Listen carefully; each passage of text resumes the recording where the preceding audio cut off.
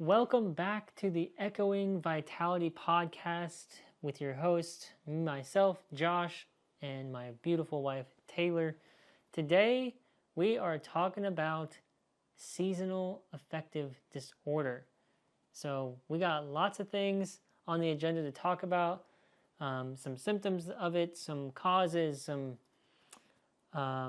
what it is, defining some things, some relationships between that and systems of your body, and a way forward from it.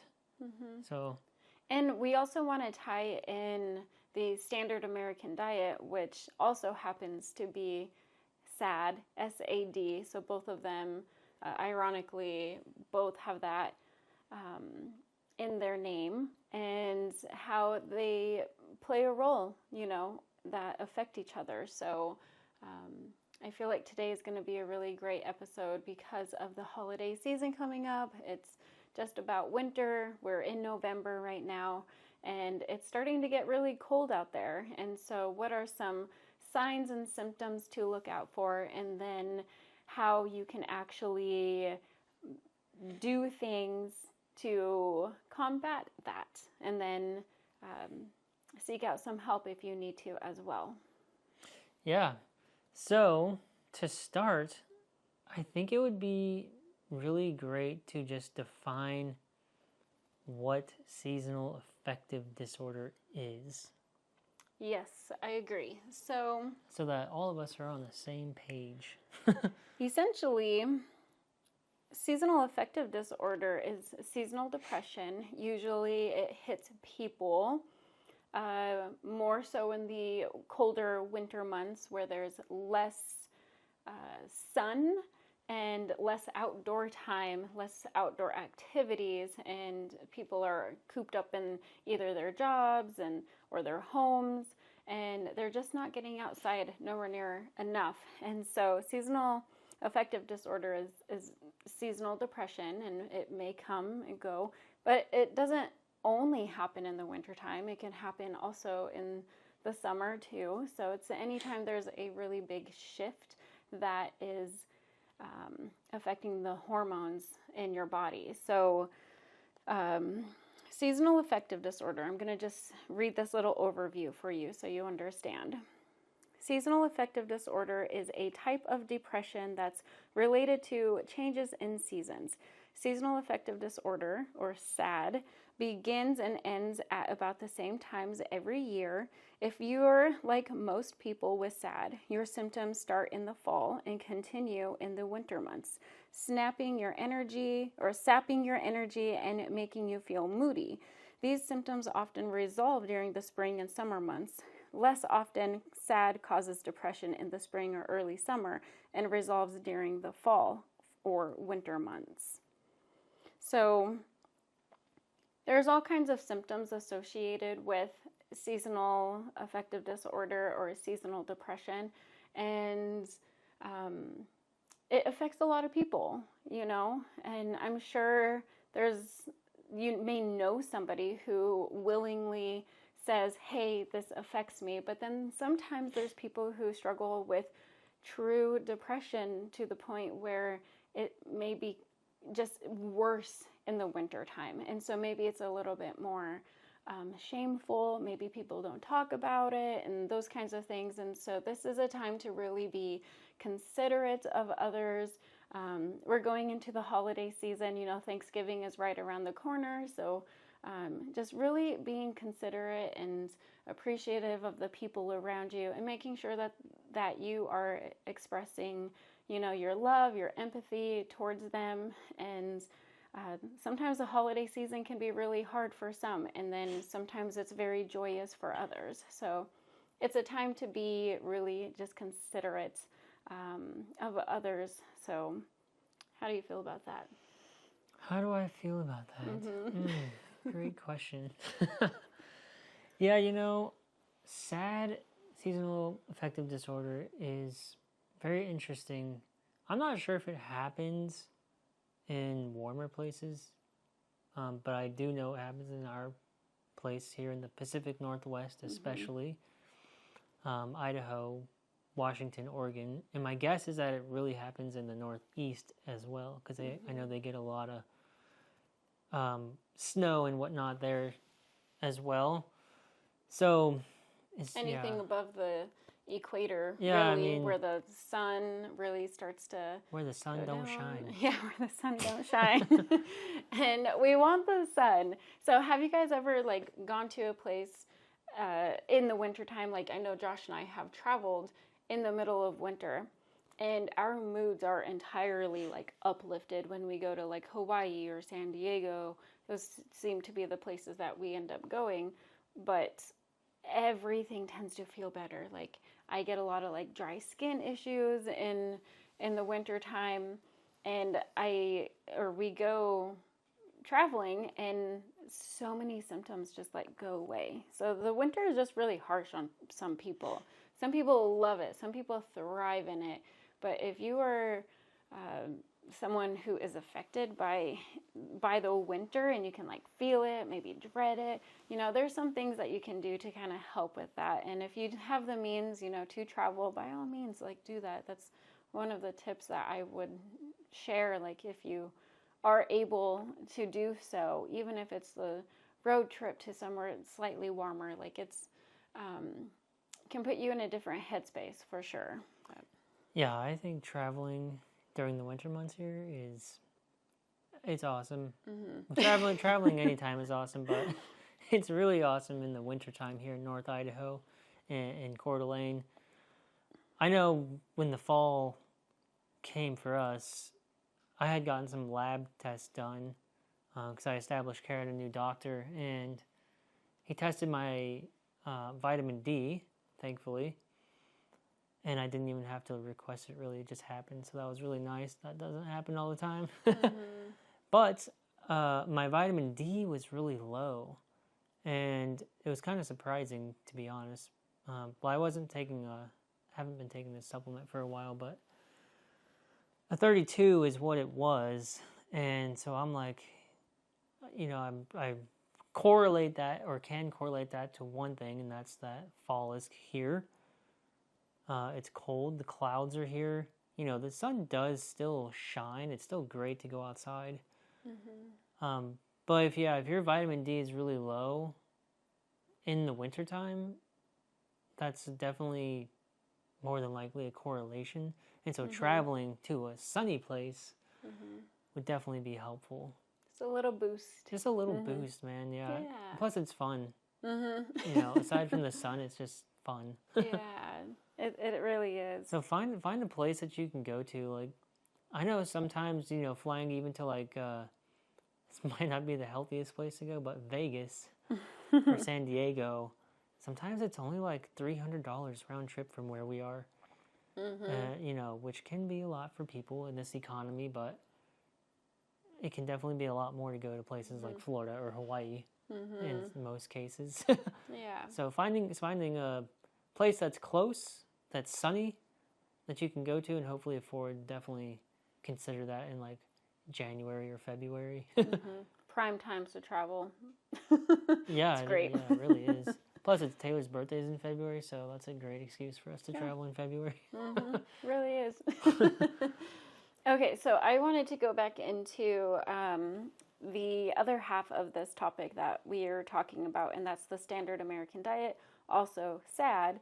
And I just wanted to read you this as well, just so you also have an idea of what we're getting into. Hold on. First off, I find it so fascinating that SAD and SAD are going to be correlated. Standard American diet and seasonal affective disorder. Very interesting. Yeah, it's an interesting play on words. Like whoever decided that these were the words, that describe these two things.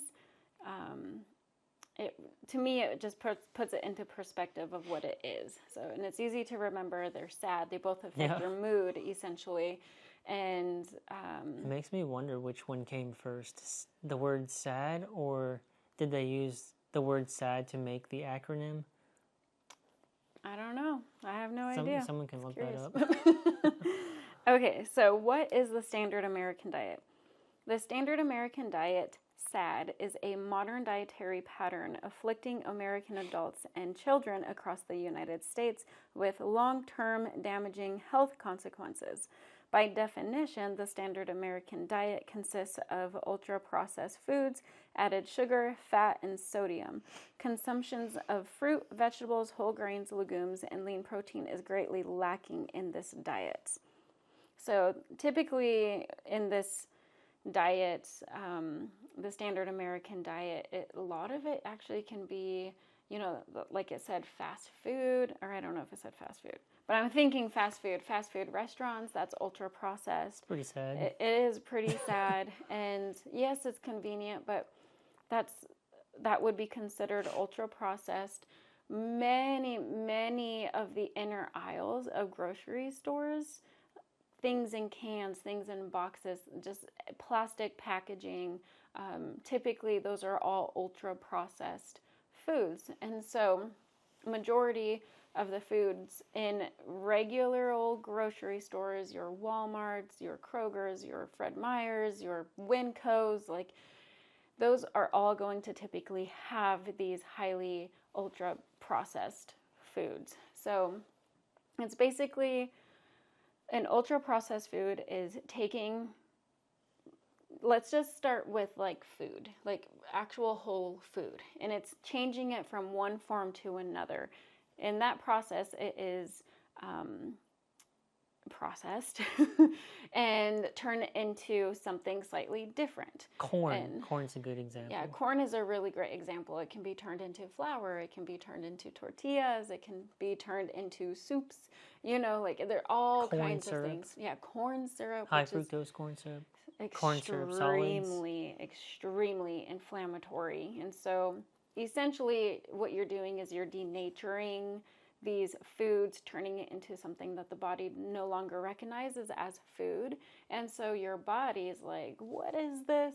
And it triggers these inflammatory responses in the body because the body recognizes whole food.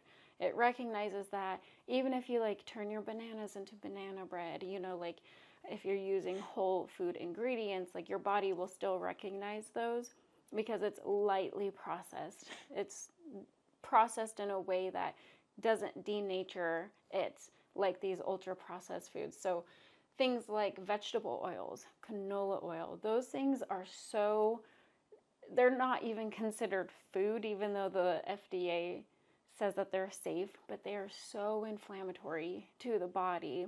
Yes, they don't have saturated fat. Yes, they don't have animal fat in them, and it's just just really inflammatory oils. And hopefully, current event wise, hopefully RFK, Robert F. Kennedy Jr. will have something to say about that with the FDA changes coming in the next few years. Yes, I am very, very hopeful that some major changes in our food quality in America changes because it is long overdue. Right now, there is also a boycott on Kellogg's, and I'm all for that. I have not bought Kellogg's anything in years. Like, it's just one of those things where I'm like, okay, it's not worth having the food dyes. It's not worth, having all of the preservatives and chemicals that they put into these children's cereals. Like, it is not worth it to me. So I know we're getting a little off topic, and well, this is still on topic. It is still on topic, but let's relate it back to seasonal affective disorder. Okay. How do all these foods tie into it? Yes. Gut health. Gut health is serotonin. Huge. So serotonin is a hormone that is produced in our gut that plays a major role in mood regulation, and we need serotonin to feel good in our bodies. And unfortunately, when someone is feeling on the more depressed side, seasonal affective disorder, depression in general, there is some sort of factor, some sort of dysfunction in the body that serotonin's not being produced. And area that you want to focus on in that is your gut health. So if you're having any sort of diarrhea, constipation, bloating, gas, anything that truly triggers inflammation in the gut. If you know you're lactose intolerant, definitely stay away from all dairy products, because that is just a constant aggravator to the intestines of or the wall of the intestines. Like, it is just super, super, super inflammatory when your body is screaming at you, telling you, hey, the body doesn't like having diarrhea. It doesn't like having constipation or gas or anything. There's no room for healing in that. And so bringing also, it back. Your friends don't like it either. Or your spouse. Or your spouse. Your spouse, roommates, whatever it happens to be. Might make for some good jokes, but doesn't make for some good smells. No, not at all. If you've got gut problems, if you've got hot, stinky farts, that's a good indicator that something's going on. Yes. Or it's just embarrassing too. Like, I remember when we first got together, and like, I would be so embarrassed of like having any sort of gut issues, like, or being on my period or anything like that. And I would like hide. If we were out and about, I would use a public restroom to avoid using like his at home, like, it's just an embarrassing thing to go through sometimes. I do have, people in my life who like literally don't care, but if you're someone who cares and you don't want stinky farts, like, it can all be managed. And so going back to how it is a part contributor to seasonal affective disorder is your mood. So like your gut is a part of that. So yeah, serotonin, going back to that hormone. Yeah. I believe, I forget the exact stat. I mean, I'm sure it's different for everyone anyways. Roughly 70% of your serotonin is made in your gut. So if the gut is dysfunctional, it's going to be difficult for your body to produce that. And so I think that's critical. That's a good point. It's critical to your happiness. Mm-hmm. Yeah, that's a good point. Like, majority of the serotonin is made there. And when it's unbalanced, and if you have either parasites or gut infections, yeast infections, those kinds of things, that all impacts your gut, and you want to be going to the bathroom regularly, like at least one to 3 times a day. And I saw this, it just put it into perspective for me. So if you're watching this video, or just look at your own arm, so like from your wrist to your elbow, that's how much stool you should be eliminating every single day. And if you're not, there's something going on. And so that's one indicator, one symptom that you could look at and be like, okay, I got something to work on. And yeah, I think that's probably covers the gut health relationship to seasonal affective disorder. So I also wanted to just go over like some of the symptoms associated with seasonal affective disorder. Yeah. So do it. Let's hear it. Yeah. So feeling sad or down most of the day or nearly every day, losing interest in activities you once enjoyed, having low energy and feeling sluggish, having problems with sleeping too much, experiencing carbohydrate cravings, overeating and or weight gain, having difficulty concentrating, feeling hopeless, worthless, or guilty, having thoughts of not wanting to live. So like those are all like pretty, especially that last one, that's like a really major symptom of seasonal affective disorder, and would definitely highly recommend you seeking professional help in that area. Yeah, or at the very least, implement the things we're talking about right now. Address your gut health. Take a vacation. And then, actually, there's some more that we didn't mention. I guess we can mention a few more. I briefly mentioned vitamin D. Vitamin D is going to be excellent for you to implement. general rule, go get it tested first. You know, if you're not assessing, you're guessing. But as a general rule in North Idaho or in the Pacific Northwest, implementing vitamin D is probably not going to hurt you. I'll give my personal intake of vitamin D. I like to do roughly 5,000 IUs in the summertime, but I will bump that up to 10,000 IUs in the wintertime easily. And I feel a difference when I do that, absolutely. I do too. Yeah. So vitamin D, I think this last time that I was tested, I was actually not taking a vitamin D supplement as often. I was taking a prenatal, and it has like, I think 2,000 IUs in the serving, and so that's all I was taking. And typically in the past, I had been taking a vitamin D and vitamin K. It was combined supplements in a dropper form. I found that for me, and I think it was for you as well, where we got better results with a dropper. So you could put it under your tongue. For sure. Yeah, the liquid vitamin D seemed to be better absorbed in the body. I mean, we've gone through so many different supplements, and we really look at the quality of the vitamin D. So if there's a bunch of fillers in there, like, I just avoid those as much as possible. I know pharmacies and like typically like your primary care doctor can prescribe a vitamin D supplement to you. I want to say most of the time it's most likely a vitamin D2. I think they do prescribe vitamin D3 as well. I think they have both. But it's the vitamin D3 that is more recognizable in the body. And this is my own opinion.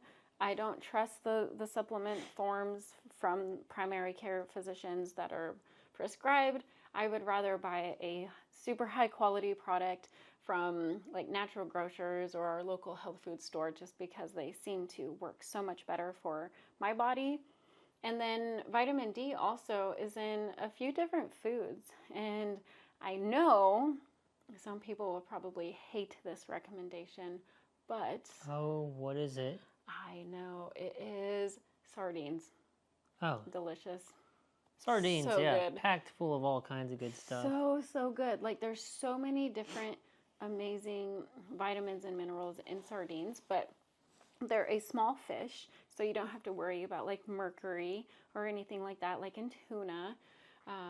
But it's packed with like selenium and vitamin D, and then also the omega-3s as well, which is good for your brain. So sardines are just like a literally powerhouse of a food, but it has vitamin D in it, and it's very recognizable to the body, so the body can actually utilize it, which is great. Yeah, salmon, of course. Great. Butter.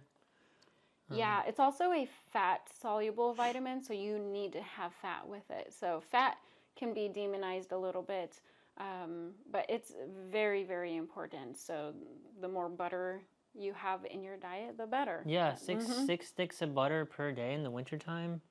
I'm just joking. I don't know about that, but but it's so good. Like, I know people like to skimp on the butter, and when we go to restaurants and they bring out like that bread or whatever, I'm like, can you please give me more butter? Yeah. It's so good for you. I mean, quality matters. Like, if you get it from a grass-fed, grass-finished cow, like, that's going to be your best bet. That would be the best, yeah. That is the best, most high-quality option that we have, but do what you can. You know, just make sure you're eating like good whole foods. Like, this is going to help those feelings of being down and blue, because that vitamin D plays such a huge role in mood regulation as well. So it helps boost serotonin levels. So another thing to add, Taylor kind of briefly mentioned it. The problem a lot with those prescription vitamin D2s or 3s is, I don't believe, someone could correct me if I'm wrong, but I don't believe they come with vitamin K2, which is essential with your vitamin D. So if you're taking a vitamin D supplement and you're not seeing much change, try to add K2 with it and see if that helps you. And then also add in a whole food form of vitamin D supplements, such as one from Ancient Nutrition is a good one. I forget what our dropper is from, but there's multiple. Trace Minerals, I think is what it is. Okay, Trace Minerals. Yeah. But just make sure you've got that vitamin K2 with it, and that should help you out. Yeah, so just taking small steps to combating seasonal depressive disorder is sometimes it takes, maybe it's as simple as taking vitamin D. And, like, that helps you. Could be, yeah. Could be. Like, maybe your gut is, like, decent and okay, but your vitamin D just keeps, like, dipping because it's winter and, there's not a lot of outdoor activities going on. So maybe it's as simple as that. But if it doesn't get better, I would definitely recommend just continuing improving your gut health with your diet. And so this is where the standard American diet does not serve you, because it is lacking in so many different vitamins and minerals, and vitamin D is one of those. Yeah, no bueno. Yeah, it is not good. There's like absolutely no, unless you're eating like some mushrooms, but even mushrooms are very, very low in vitamin D.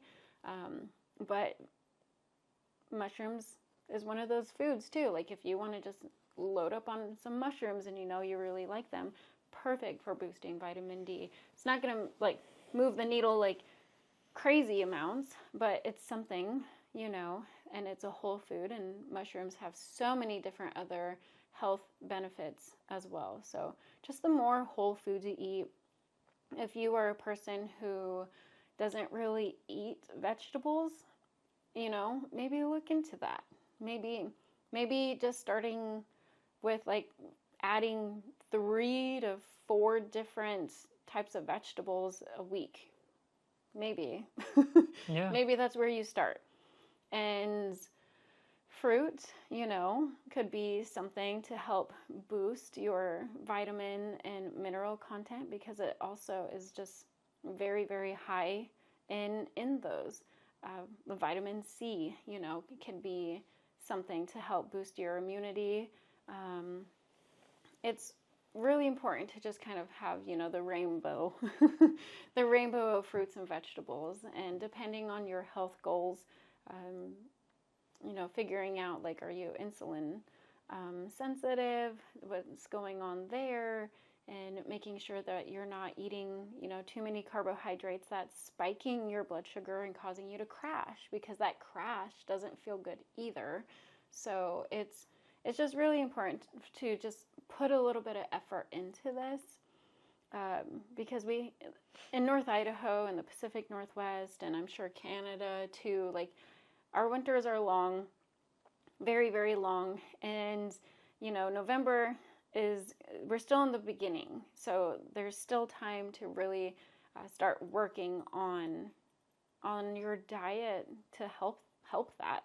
Avoiding the sad diet. We don't want that. That's not going to serve you. So, going into the holiday season too, you're going to be tempted with all the sugary sweets and cookies and cakes and candies and things like that. But it's okay to enjoy every once in a while, but, take a look at, like, does this food serve me? Don't be influenced by others.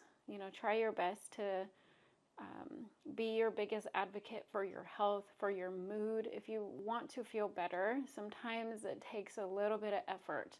And if it's hard to do that, find somebody who will support you in that. Whoever that looks like. Is that your spouse? Can you implement some change in your house? Sometimes that could be very helpful. What are some other resources for people that you found have helped, like, in this change? Because we haven't always been. For the holidays? Yeah, how, so Josh is really, really great about self-control. So, like, I guess I want to talk about that a little bit with you. Self-control? If you don't mind. Yeah. I think this is a good segue for Dr. Happy. Dr. Happy. And I like it.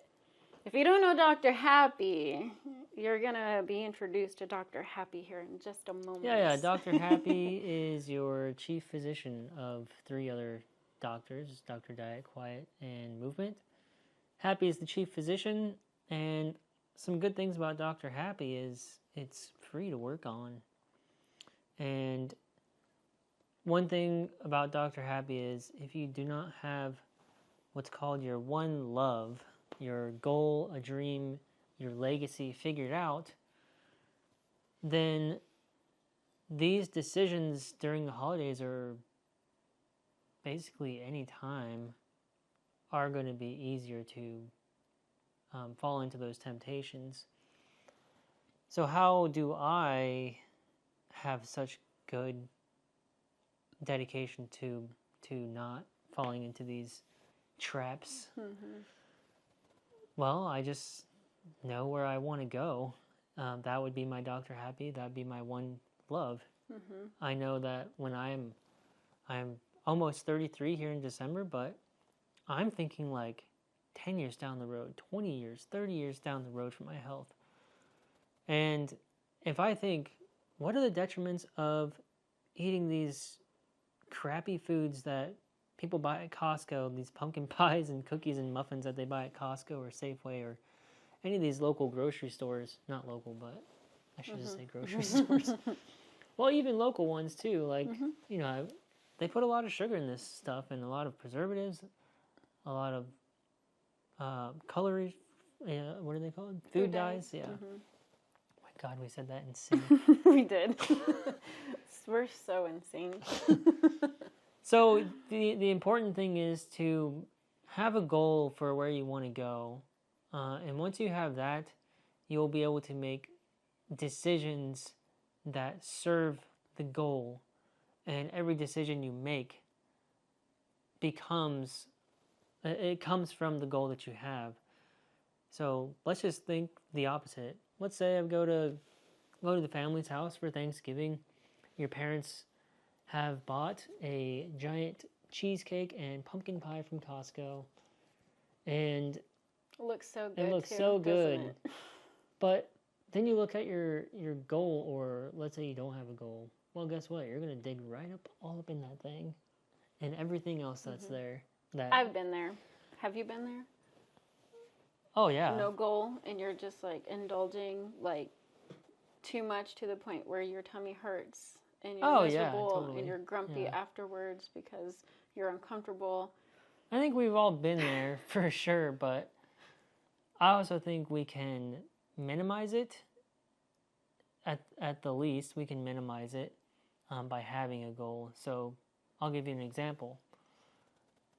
I don't have it written down or anything, but it's a goal that I've thought about a lot, thinking about the 20, 30-year thing. 30 years from now I'll be 60, and which is crazy, but I think about a lot of people with brain health nowadays, especially with all the toxins and crap in this world, dementia and Parkinson's, Alzheimer's, all of these things. Like, I don't want anything to do with any of those. So when I look at a crappy pie, or because you can make a pie really good, let's be honest. Like, you don't have to put shit in your pie. If you make a homemade pie, like Taylor makes an excellent pumpkin pie every year that we can indulge in guilt-free and feel good about it. Like, it's nutrient dense and it tastes really good versus the Costco pumpkin pie. I look at that and I'm like, okay, that is going to potentially cause cancer. It's not a for certain thing. It's going to contribute to disease, essentially. Inflammation. It always begins with inflammation, right? Yeah, it's just not going to serve the goal. So when you have the goal, you've got a roadmap. You know where to go. If you don't have a goal, you don't know where you're going. What would an example be of a goal where maybe that temptation of that cheesecake or that Costco pumpkin pie temptation is less? Like, you're more likely to overcome that temptation. Like, what would a goal? A goal? Well, for a lot of people, it's I want to lose 20 pounds, right? Well, if you want to lose 20 pounds, is falling into these temptations all the time going to serve you? Probably not. Is it going to be okay for you to eat a pumpkin pie on Thanksgiving? Probably it's going to be fine. But again, we can make sure that it's a high quality pumpkin pie. So one thing, I'll give you an example of something that Taylor and I do, because I know the holidays, it's usually potluck style or somebody's cooking all the food and you're going and eating it. Taylor, again, will cook an excellent pumpkin pie or a Hubbard pie or something really good. And we will actually just bring that to the family gathering. And then it's like, oh, well, I'm just going to eat the pie that Taylor made because I know it's really good. And I'm not going to indulge in the other stuff. What could be another goal example is, I don't want to get Alzheimer's. That would be more of a nightmare than a positive outlook goal. But I guess you can reverse it and say, I want to. And by the time I'm 60 or 70, I want to have really good brain health where I can remember my family. My family doesn't have to take care of me. I feel good, and I'm able to go hike and remember things and read and still learn and be a teacher to people and a student. That's a goal. I don't know. That can be a really long-term goal, but short-term would be weight loss. Oh, is this answering the question? Yeah, definitely. I don't want to keep rambling on. Yeah. Goals, essentially, the main point is have a goal. And your happiness levels will increase. Yeah. And if you need help figuring out what that goal is, always reach out. Reach out to Josh or I. Like, we would love to talk to you about what your goal is. We always have free consultations, and sometimes it just takes the person, one person, to ask literally the right questions. And I feel like we do a really good job at that. So if you don't know what that is, please reach out. We would love to help you uncover that, especially going into this season where there's lots of temptation around us. And this is, more around the food area, but there's also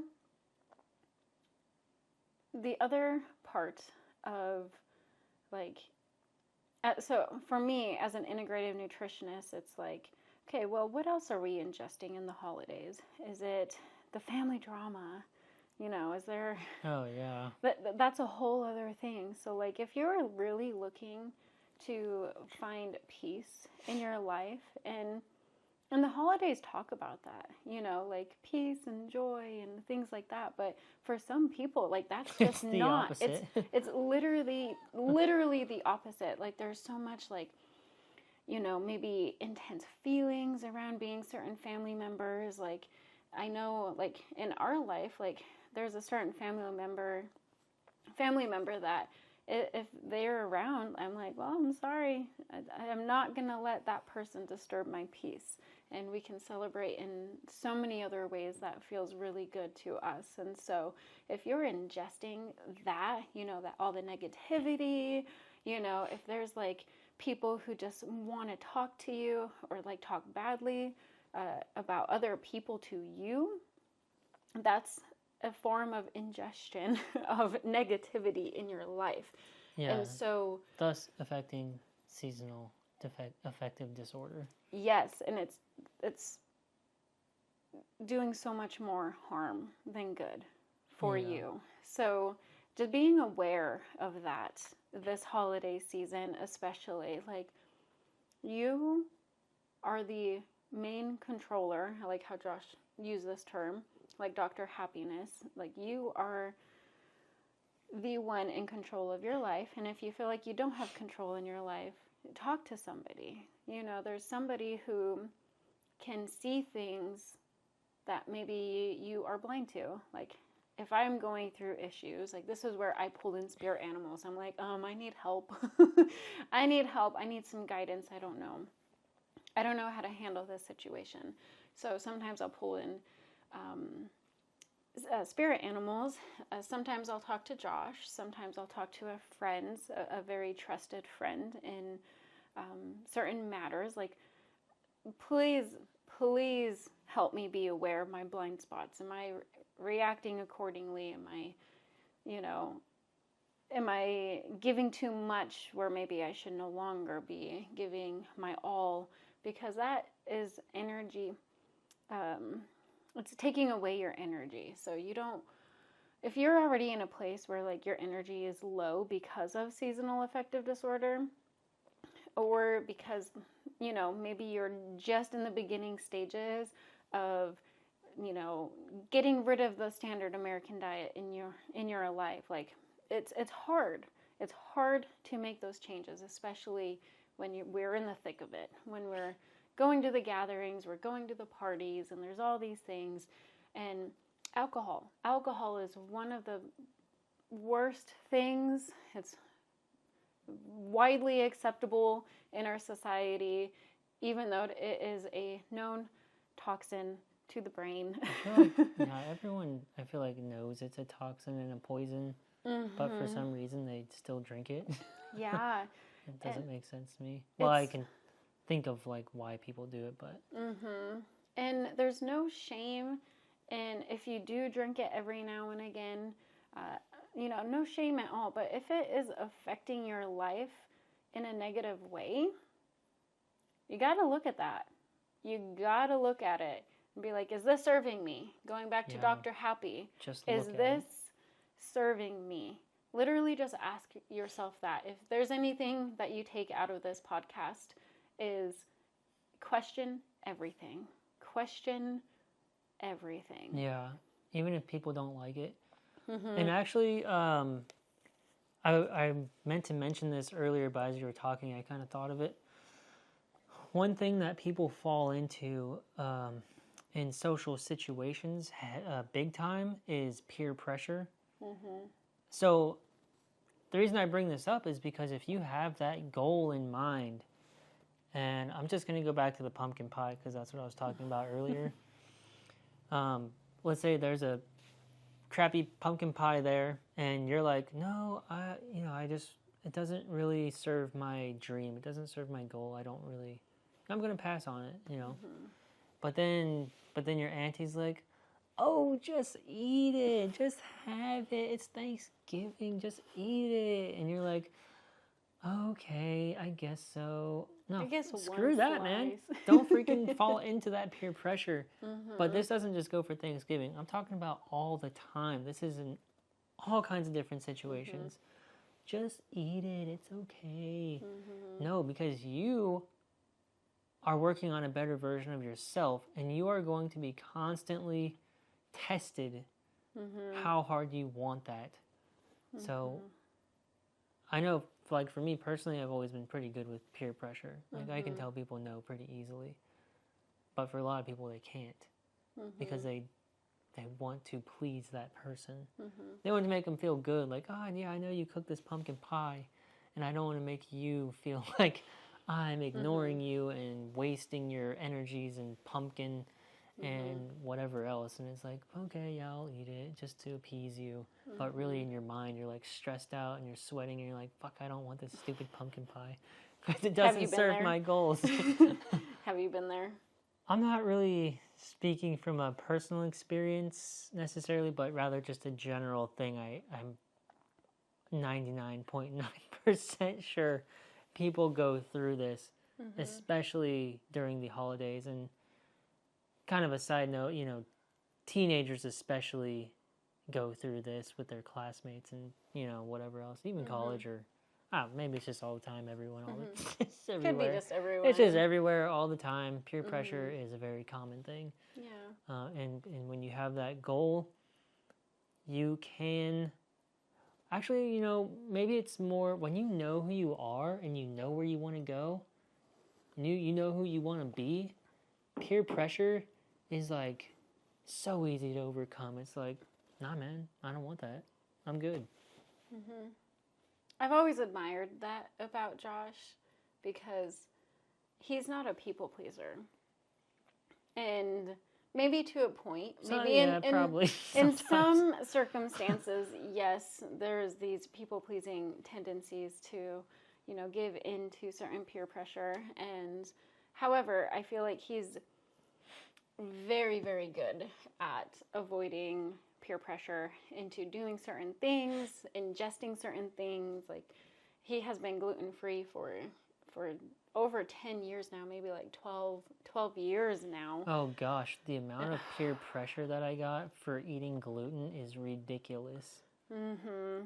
And it's from people, like, loved ones even. Oh yeah, this is from, like, my mom, my dad, my siblings. It's from everybody, friends. Yeah. Oh, even me at certain points. Oh gosh, yeah, everyone. And you know what? I knew that gluten was not serving my goals. It was not serving my gut. It was not serving my health. So I say no. Because my no has meaning. It has power. Like, if you say no, like, that might make other people uncomfortable, but honestly, your comfort in your own body is what matters, especially when you are going through something. And that's why I say in the beginning of this podcast, like, just be, empathetic towards people and their decisions and what they do and how they're handling the season, just being in the winter months. Like, it is not easy for everybody. So, but yeah, going back to, like, your integrative approach, all of that we just talked about, if you're wondering, like, whoa, what does this have to do with seasonal affective disorder? Well, from an integrative approach, if we look at anxiety, depression, sadness from a whole perspective, you have to view family gatherings and peer pressure and food and nutrition all play a role into seasonal affective disorder, because what is it? It's sadness. Sadness. It's feeling, what's the word, like apathy, like you don't want to do anything. Yeah. So we can just implement all these things we're talking about, and maybe one thing is the hit for you that just changes your life and changes your mood, but we can do all of these things and give ourselves the best chance at feeling happier every day. Oh, and what? Happier every day. The reason I say happier every day and not feel happy, I was listening to one of Mel Robbins' podcasts, and I forget the guest she had on, or maybe she didn't have a guest. This was earlier this year. And she was talking about, if you just have the goal of feeling happy, it's like an end point. It's like an end goal of happy. Like, if I just do this, I'll feel happy. If I just do that, I'll feel happy. But instead, you can view it as, oh, if I do this, it'll make me feel happier. There's no end point of happiness. It's just like, you can always feel happier with the things that you're doing, without disregarding other emotions. Do you feel like the goal of, like, I just want to be happy, that's my goal, like, there's like a cap, basically? Like, is there like a threshold of like, oh, I feel happy in this moment, but now I can't, like, feel happier because, like, oh, this must be it? Is that kind of the mindset? Yeah. Like, this is it. This is what happiness feels like. There's, like, no more than this. Yeah. Or, like, people don't allow themselves to be happier than what their initial thought of happy is. Yeah, basically. Okay. Yeah. Yeah, that's interesting. I thought it was a cool concept. Maybe some of you listening will think it's cool. Maybe you won't. But yeah, anyway, I think it's pretty cool. It's just a concept, you can take it or leave it. Well, because it goes into the, you can't be happy all the time. You have to experience all of the emotions, and you can't ignore any of them because they get bottled up, and that's when we tend to explode in sadness, anger, all of these things. They're just, like, overflowing, so we can't be happy all the time. And I guess that's another thing that I would recommend during the holiday season is actually learn to express your emotions, whether that be in private with a loved one maybe you journal about it, but just getting it out there, getting it out of your mind, out of your body. Movement helps with that. Movement is so great, whether you find, time to go outside, even though it's cold, finding a physical activity. What did you say earlier? Outdoor, before we even begin filming. Finding out outdoor activity that you like during the winter time. Yes. To look forward to. Yeah, exactly. Yeah, so that's like a good snowboarding remedy, or snowshoeing. Snowboarding. Oh, snowboarding. Yeah. Snowshoeing. I like that. I think that's pretty fun. Snowboarding that seems scary to me. But yeah, just finding something to get you outdoors in. Yeah, look forward to the winter. Yeah, ooh, I get to do that, That's a good point, yeah. Yeah, it's just something to do and look forward to, because if, we're just locked up in our homes and in front of a TV screen most of the day. Synthetic lights. Synthetic lights disrupt your sleep, and that's another topic too. It's all downhill from there. But I want to mention sleep too.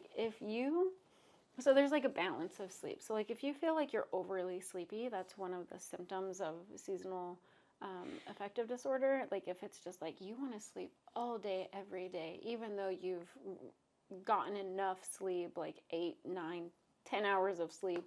I know I can sleep about 9 hours to 10 hours, and that's kind of a sweet spot for me in the wintertime.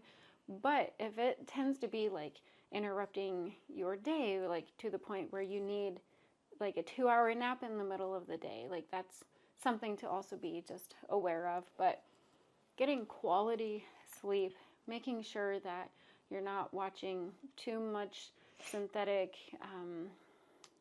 or TV or phone, that's all synthetic, blue light in your eyes, and that disrupts your melatonin production. And the synthetic lights in the home, especially if they're really bright, that just is not good for sleep cycles at all. So just keep that in mind too, that sleep is so important in actually healing the mind, body, soul connection.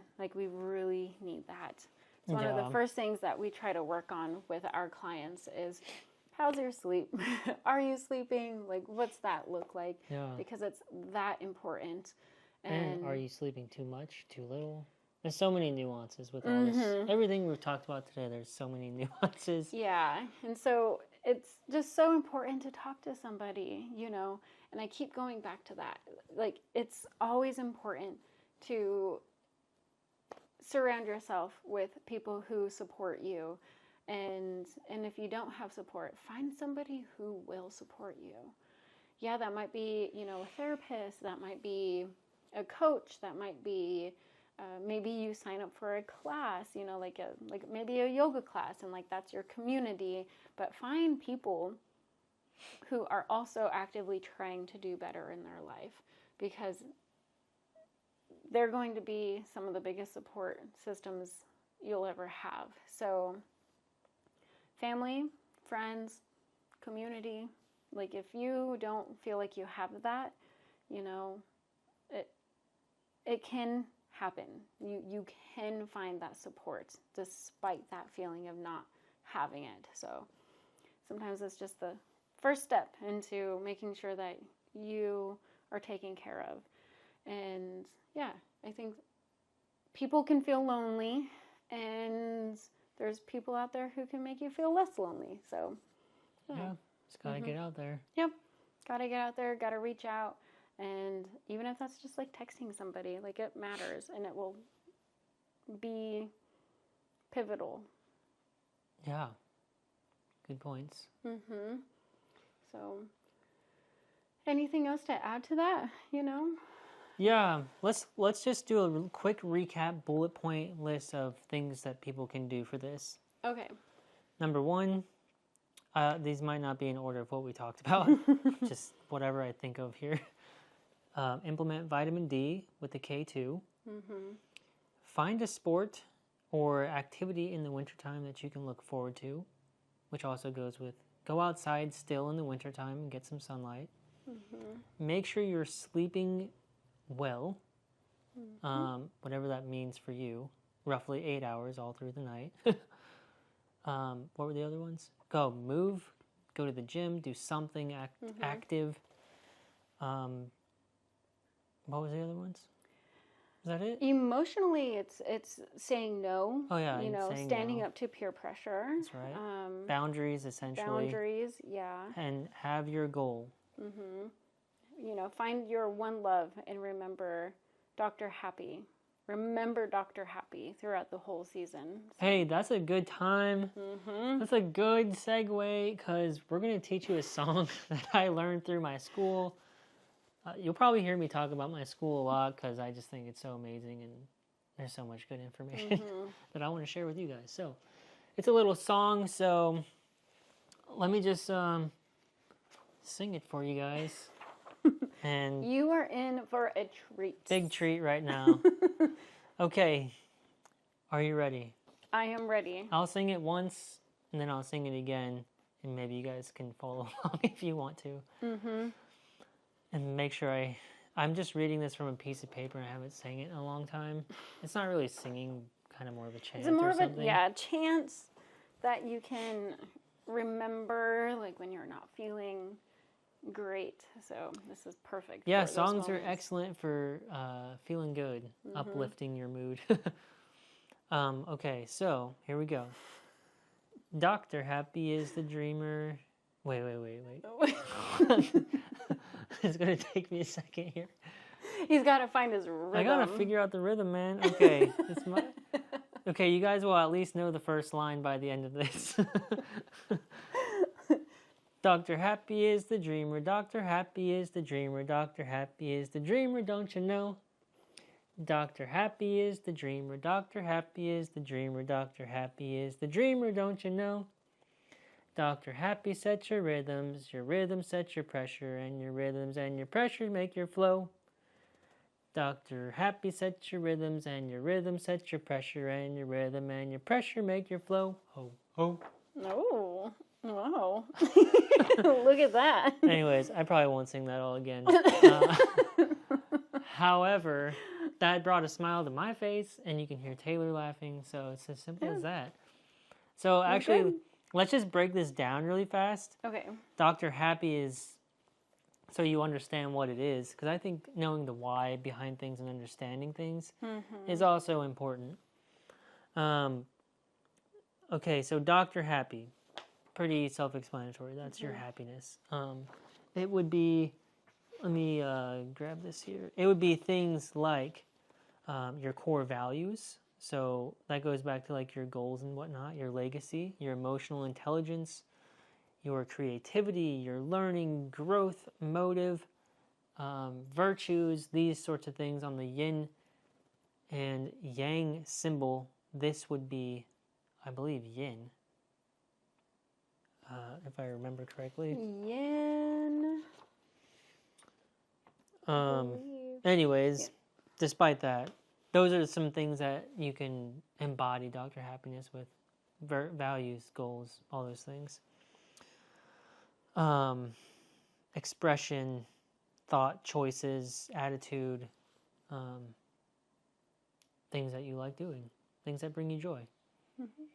And then why it says, when it talks about rhythms and your pressures and your flow, rhythms can be, let me just read this here.